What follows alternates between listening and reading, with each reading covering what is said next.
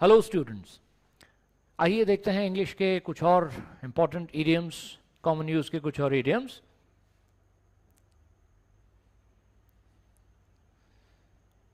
एक idiomatic expression है as fit as a fiddle.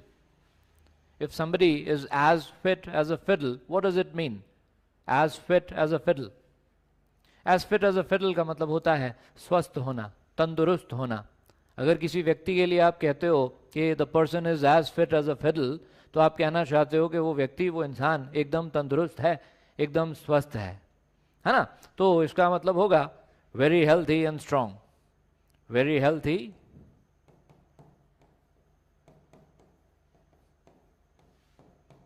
And strong, as fit as a fiddle. तो जिस तरह से हम इडियम्स को सेंटेंस में यूज करके याद रखने की कोशिश करते हैं, तो चलिए इस इडियम का भी एक सेंटेंस बना लेते हैं। ठीक है, let us make a sentence using this idiom. जैसे आप कह सकते हैं, his grandpa is 90 years old, his grandpa is 90 but he is as fit as a fiddle. उसके ग्रैंडपा की उम्र 90 इयर्स है, पर वो अभी भी एकदम तंदुरुस्त हैं। 90 इयर्स की एज में भी उसके ग्रैंडफादर जो हैं वो एकदम हेल्थी हैं, स्ट्रांग हैं, तंदुरुस्त हैं। He is as fit as a fiddle. ठीक है, तो अगर आप हेल्थी हैं तो you are as fit as a fiddle. याद रखना है इस इडियम को। चलिए आगे बढ़ते हैं। आज का हमारा नेक्स्ट इडियम है रिटेल थेरेपी। रिटेल थेरेपी किसे कहते हैं? थेरेपी किसे कहते हैं? थेरेपी तो एक बहुत कॉमन वर्ड है इंग्लिश का। रिटेल थेरेपी, कभी सुना है ये इडियम, रिटेल थेरेपी? कुछ लोग होता है ना, जिन्हें मतलब स्ट्रेस होता है, एंग्जाइटी होती है, तनाव होता है ना, और वो तनाव से छुटकारा पाने के लिए शॉपिंग करने चले जाते हैं। अलग अलग लोग जो है ना, अलग अलग तरह से रिएक्ट करते हैं स्ट्रेस वाली सिचुएशन में। कुछ लोगों को जब तनाव ज़्यादा होता है तो वो बहुत ज़्यादा खाने लगते हैं, खाना खाने से उनका तनाव कम होता है। तो कुछ लोग जो है ना, वो शॉपिंग करके जो है वो अपना स्ट्रेस कम करने की कोशिश करते हैं। तो अगर आप शॉपिंग करके अपना स्ट्रेस कम करते हैं, है ना, तो जो आप करते हैं वो रिटेल थेरेपी है। रिटेल थेरेपी का मतलब शॉपिंग करके अपने तनाव को कम करना, अपने तनाव से छुटकारा पाना, है ना। तो retail therapy means shopping as a way of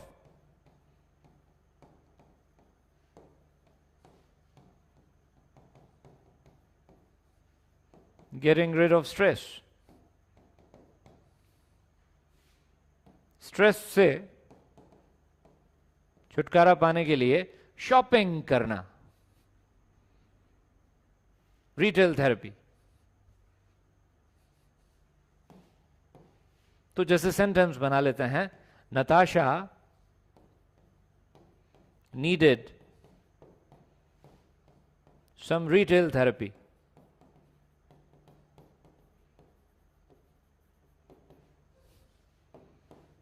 So she spent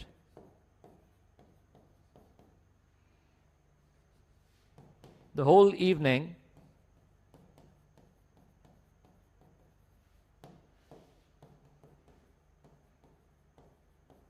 at the mall.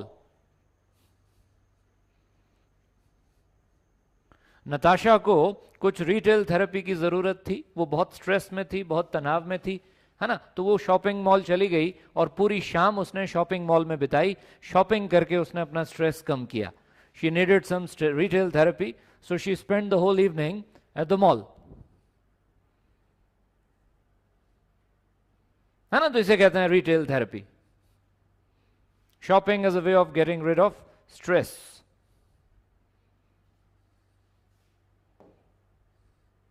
Loose your mind, lose your mind. अक्सर आपने लोगों को ये कहते हुए सुना होगा इंग्लिश में, have you lost your mind. हाँ, तो अगर आप अपना माइंड लूज करते हैं तो इसका क्या मतलब होता है? अगर कोई आपसे कहे have you lost your mind, तो आपसे कहना चाह रहा है पागल हो गए हो क्या। तो लूज योर माइंड का मतलब होता है टू बिकम क्रेजी। ठीक है, पागल होना, to become mad, to go mad, to go mad to become crazy.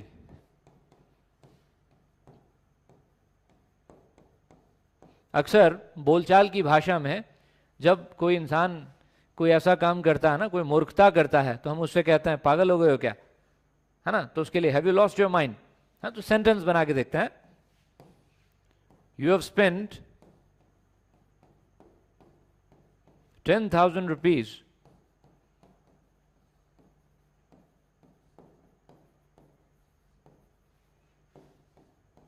on a pair of shoes.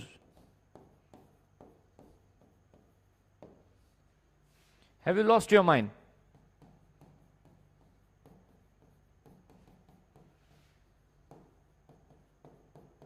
तुमने एक जोड़ी जूते पर 10,000 रुपए खर्च कर दिए, पागल हो गए हो क्या। भाई एक मिडिल क्लास फैमिली का व्यक्ति अगर 10,000 के जूते खरीद के लाएगा तो उसके घर वाले ऐसे ही कहेंगे उसे। अब कोई बहुत रिच है ना, जिसके लिए 10,000 रुपीज मायने नहीं रखते, तो अलग बात है। बाकी एक मिडिल क्लास फैमिली का व्यक्ति अगर 10,000 रुपए के जूते खरीद के लाएगा तो उससे कहा जाएगा कि तुमने 10,000 रुपए जूतों पे खर्च कर दिए, have you lost your mind, पागल हो गए हो। तो इसको कहते हैं टू लूज योर माइंड,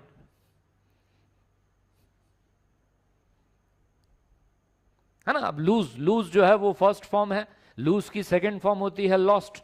जब आप उसे सेंटेंस में यूज करेंगे और ईडियम में अगर कोई वर्ब है तो वो वर्ब जो है वो टेंस की फॉर्म ले लेगी। अगर आप पास्ट टेंस का सेंटेंस बनाएंगे तो सेकंड फॉर्म, परफेक्ट टेंस का सेंटेंस बनाएंगे तो थर्ड फॉर्म। अब जैसे मैंने प्रेजेंट परफेक्ट टेंस का सेंटेंस बनाया तो मैंने लूज की थर्ड फॉर्म यूज की lost, have you lost your mind, ठीक है। Next, cross your mind. Mind word से बनने वाला एक और इडियम। इससे पहले हमने देखा लूज योर माइंड, अब आया cross your mind. Cross your mind, see if an idea or a thought crosses your mind, it comes into your mind.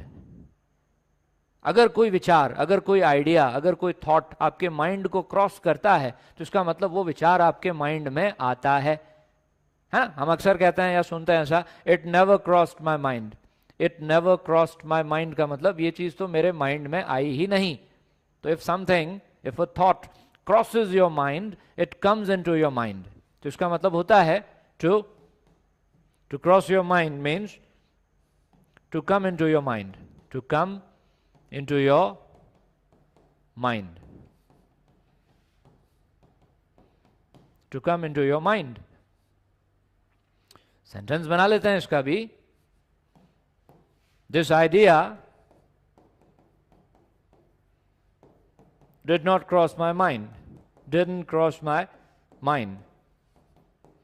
ये विचार, ये आइडिया मेरे माइंड में नहीं आया था, ये आइडिया मेरे माइंड में आया ही नहीं। This idea did not cross my mind, ठीक है ना। तो क्रॉस योर माइंड का मतलब to come into your mind.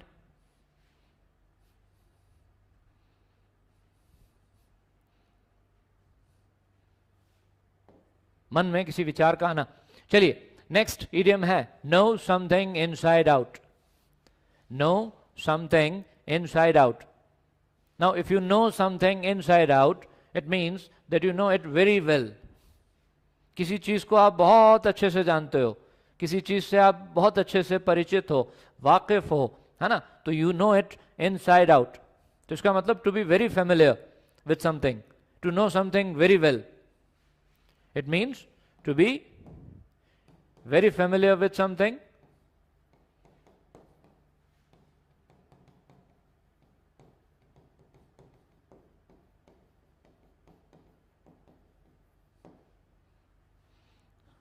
और to know something very well, किसी चीज को बहुत अच्छे से जानना, किसी चीज से बहुत अच्छी तरह से वाकिफ होना, उसको कहते हैं to know something inside out.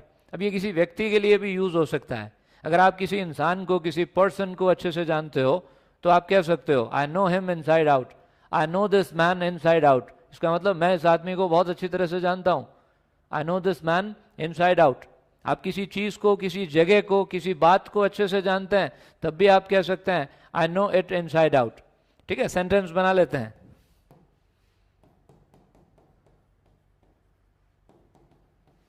I know this city inside out as I've lived here for over 10 years.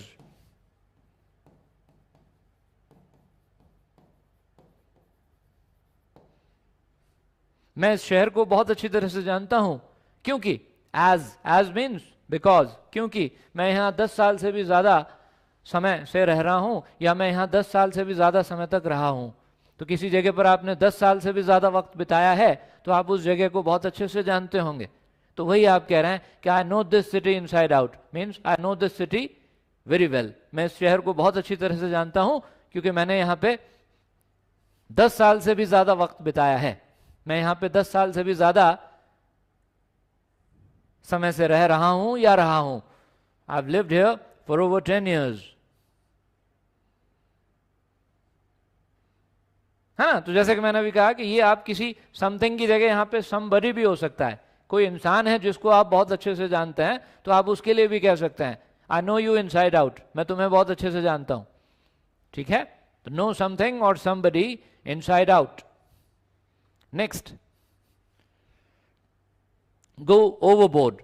Go overboard, go overboard का मतलब क्या होता है?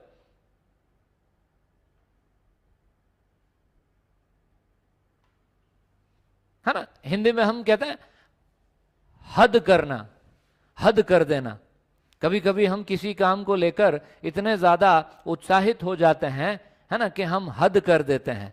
बहुत ज्यादा उत्साह में आकर के हम किसी भी काम को जितना करना चाहिए उससे बहुत ज्यादा जो है वो कर देते हैं, तो हम हद कर देते हैं। तो हद करने को कहते हैं गो overboard.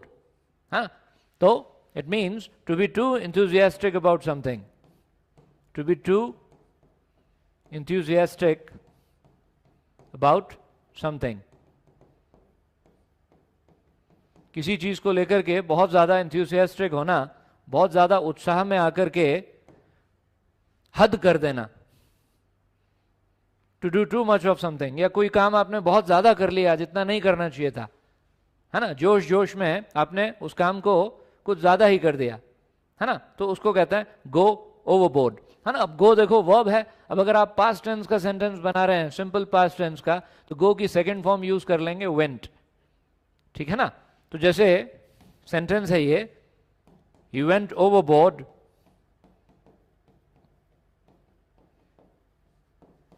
with dieting and exercise, with dieting and exercise. He went overboard with dieting and exercise. कई लोग ऐसा करते हैं, कई लोगों की ये समस्या है, कई लोगों के साथ ऐसा होता है। किसी ने कह दिया कि भाई डाइटिंग करो, एक्सरसाइज करो, तुम्हारा वजन कम हो जाएगा, तुम अच्छे दिखोगे, स्लिम दिखोगे, है ना, तो उसने जोश जोश में आकर के बहुत ज़्यादा ही डाइटिंग कर दी और बहुत ज़्यादा ही एक्सरसाइज उसने कर ली। उसकी वजह से उसे तकलीफ होने लगी, कमजोरी हो गई, है ना, वीकनेस फील होने लगी, है ना। तो ये इसको बोलते हैं he went overboard with dieting and exercise, यानी डाइटिंग और एक्सरसाइज को लेकर के वो कुछ ज़्यादा ही जोश में आ गया। तो he went overboard with dieting and exercise. Go overboard.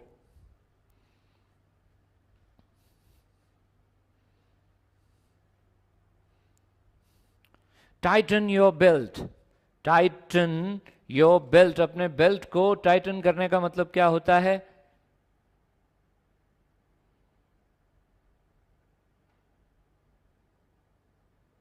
हाँ, टाइटन योर बेल्ट का मतलब, यहां पे बेल्ट से कोई मतलब नहीं है, बेल्ट को टाइट करने की बात नहीं हो रही है। टाइटन योर बेल्ट का मतलब होता है कि आम तौर पर आप जितना पैसा खर्च करते हो उससे कम खर्च करना। कभी कभी क्या होता है ना कि पैसे की तंगी होती है, हाथ तंग होता है, उतने पैसे नहीं होते हमारे पास जितने होने चाहिए। तो ऐसे में हम क्या करते हैं? बचत करते हैं, किफायत करते हैं, है ना। तो पैसे की बचत करना उसको कहते हैं टाइटन योर बेल्ट, यानी कम पैसे खर्च करना। To spend less money than usual, to spend less money than usual.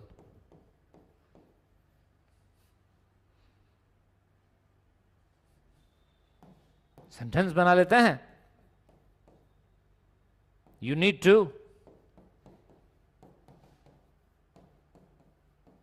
tighten your belt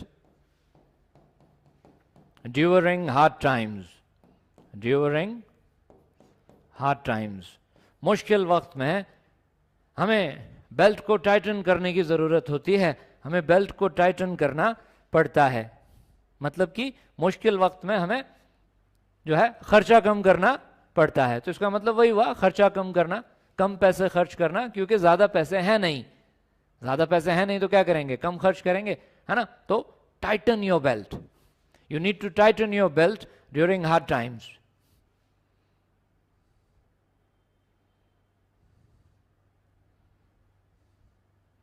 ये भी कह सकते हैं, और एग्जांपल ले सकते हैं, I advised him to tighten his belt. I advised him to tighten his belt का मतलब मैंने उसे सलाह दी कि वो अपना खर्चा कम करे, मैंने उसे कम पैसे खर्च करने की सलाह दी। ठीक है, योर की जगह हिज, हर, किसी पर्सन का नाम जो है वो भी आ सकता है। नेक्स्ट इडियम है feel like fish out of water.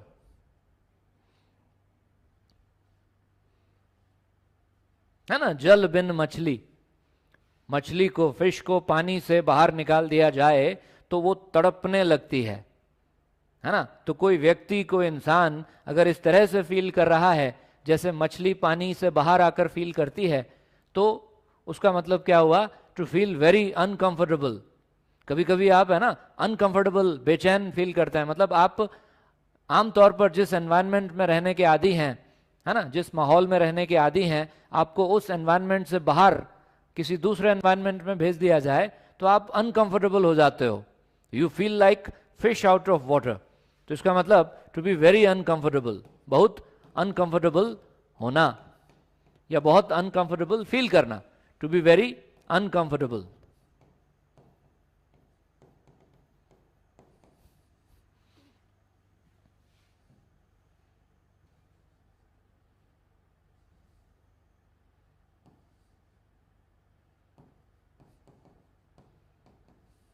Sentence बना लेते हैं, he felt like fish out of water at his new work place. At his new work place. वो पहले कहीं और काम करता था, अभी उसने कहीं दूसरी जगह काम करना शुरू कर दिया, तो उसका जो नया वर्क प्लेस है वो उसको एकदम से अच्छा नहीं लग रहा था, है ना। तो वो वहां पर जो है अनकंफर्टेबल फील कर रहा था। अपनी नई वर्क प्लेस पर आकर के वो बहुत अनकंफर्टेबल फील कर रहा था, है ना। तो ही felt like fish out of water at his new work place. Fish out of water.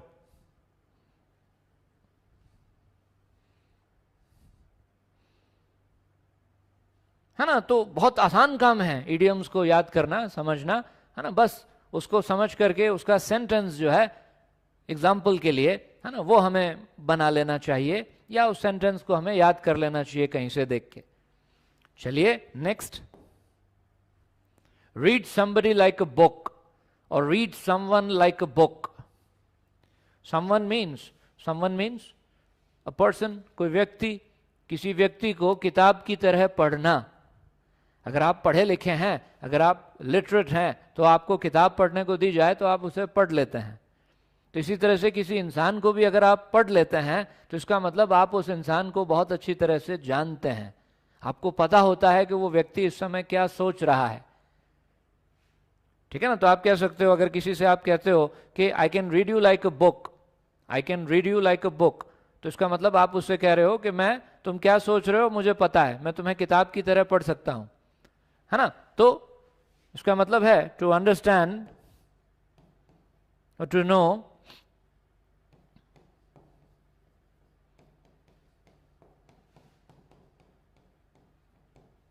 what somebody is thinking. कोई क्या सोच रहा है ये पता होना।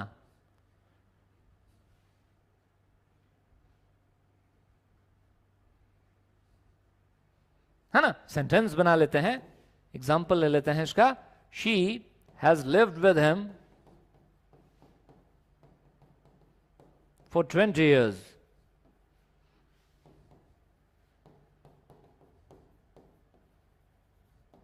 She can read him like a book.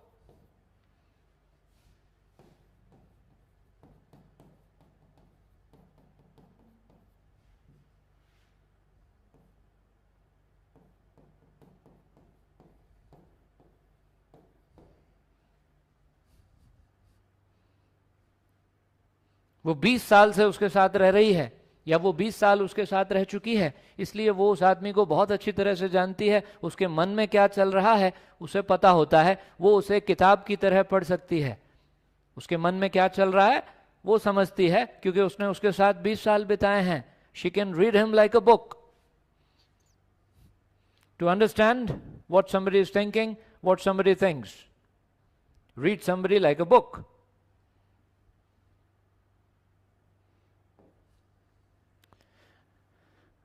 Not rocket science. It is not rocket science. Rocket science. अब rocket बनाने की साइंस जो है वो बड़ी मुश्किल है, हर व्यक्ति के बस की बात नहीं है, है ना। हर इंसान साइंटिस्ट नहीं होता, और रॉकेट बनाने की जो साइंस है वो हर किसी को नहीं आती है। तो अगर आप किसी चीज़ के बारे में कहते हो, किसी विषय के बारे में या किसी काम के बारे में कहते हो कि भाई ये कोई रॉकेट साइंस नहीं है, तो आप कहना चाहते हो कि ये कोई मुश्किल काम नहीं है, आसान काम है। इसका मतलब something which is not difficult to do, something which is not difficult to understand. कोई ऐसी चीज़ जिसको करना या जिसको समझना मुश्किल नहीं है ना, उसके बारे में कहा जाता है कि it is not rocket science. It means not difficult to do or understand. कोई करने का काम, कोई समझने की बात अगर मुश्किल नहीं है तो वो रॉकेट साइंस नहीं, ऐसा कहा जाता है ना। सेंटेंस बना लेते हैं इसका भी। Making a cup of coffee is not rocket science. अब एक कप कॉफी तो कोई बच्चा भी बना लेगा, कॉफी का एक कप बनाना कोई रॉकेट साइंस नहीं है, कोई मुश्किल काम नहीं है, कोई भी कर लेगा। Making a cup of coffee is not rocket science, it means it is not difficult. तो not difficult to do or understand, not rocket science.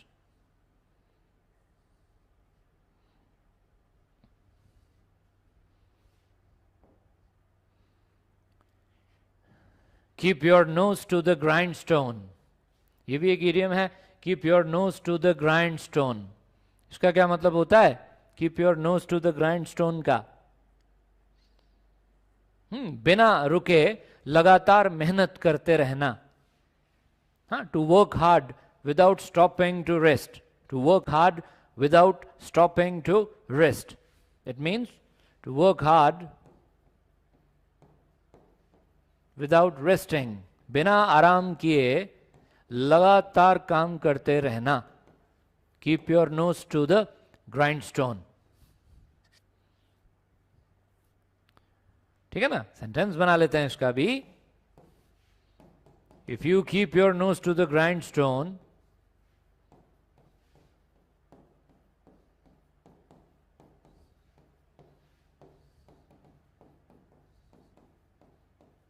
you will get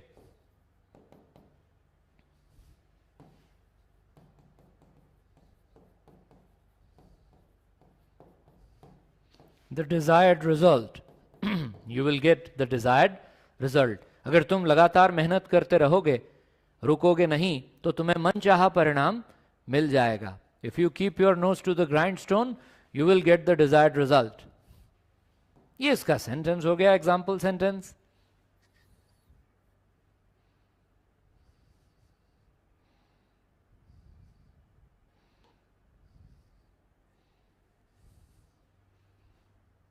next है इसके बाद में bite the bullet, bite the bullet. अब देखो, literal meaning bullet को चबाना, लेकिन ये एक इडियम है, इसका मतलब बुलेट को चबाना तो नहीं है, इसका कुछ और मतलब है। बाइट द बुलेट, कभी कभी हमें बुलेट बाइट करनी पड़ती है, मतलब किसी ऐसी चीज को स्वीकार करना पड़ता है जिसे हम स्वीकार करना नहीं चाहते। कोई ऐसा काम करना पड़ता है जो हम करना नहीं चाहते, है ना। तो इसका मतलब है टू एक्सेप्ट समथिंग अनप्लेजेंट और to do something unpleasant because you have no other choice. कोई ऐसी चीज करना जो अनप्लेजेंट हो क्योंकि आपके पास कोई दूसरा रास्ता नहीं है। मजबूरी में किसी चीज को करना, मजबूरी में किसी चीज को स्वीकार करना, मजबूरी में कोई काम करना, ठीक है ना। तो इसका मतलब to do something unpleasant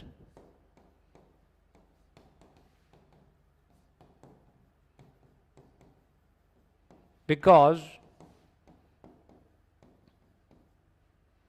you have no choice, क्योंकि आपके पास कोई विकल्प नहीं है, आपको वो काम करना ही पड़ेगा।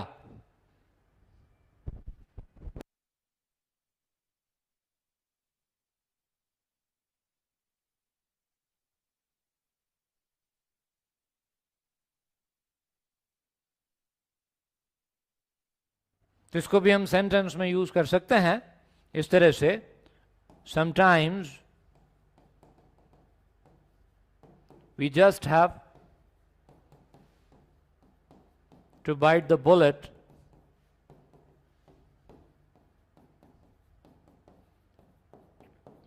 and do things we don't like.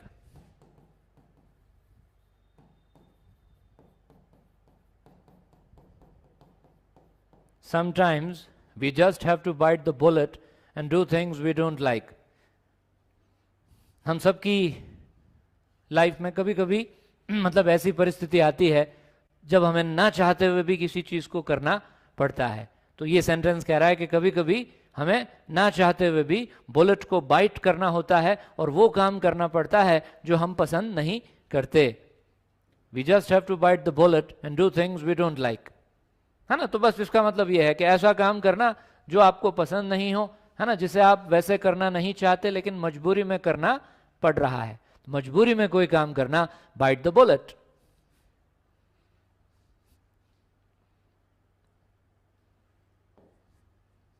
Bite the dust,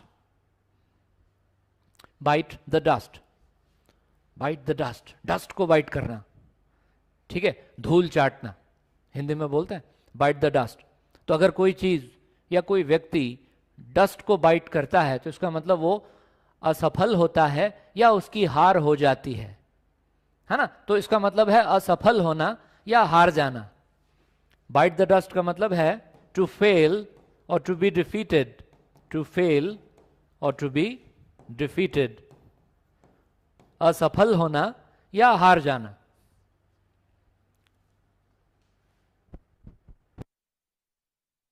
sentence बना लेते हैं इसका भी।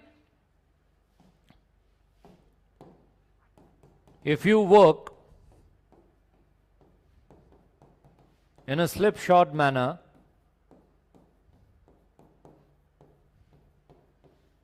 your plan will bite the dust.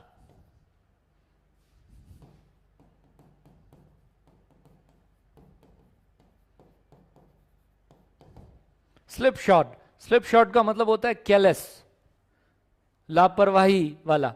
slipshod manner, अगर आप स्लिप शॉर्ट मैनर में काम करते हैं ना तो इसका मतलब आप लापरवाही से काम करते हैं। स्लिप शॉर्ट माने careless, slipshod is an adjective which means careless. तो slipshod manner means careless manner. Sentence कह रहा है if you work in a careless manner your plan will bite the dust.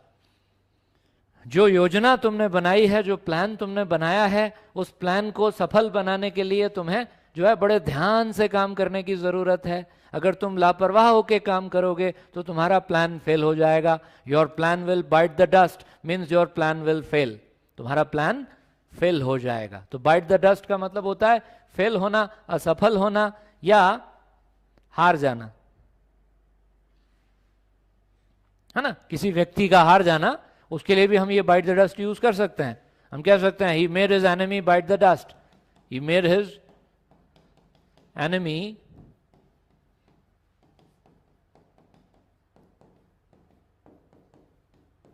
Bite the dust, उसने अपने दुश्मन को धूल चटा दी, मतलब उसने अपने दुश्मन को हरा दिया, उसके दुश्मन की हार हुई, है ना। तो ये कुछ और कॉमन यूज के इंपॉर्टेंट ईडियम्स थे। इस तरह के बहुत सारे ईडियम्स इंग्लिश में हैं, ठीक है ना। तो हमें बस जो है वो याद करते रहना है, नए ईडियम्स को लर्न करके थोड़ा सा इंटरेस्ट के साथ।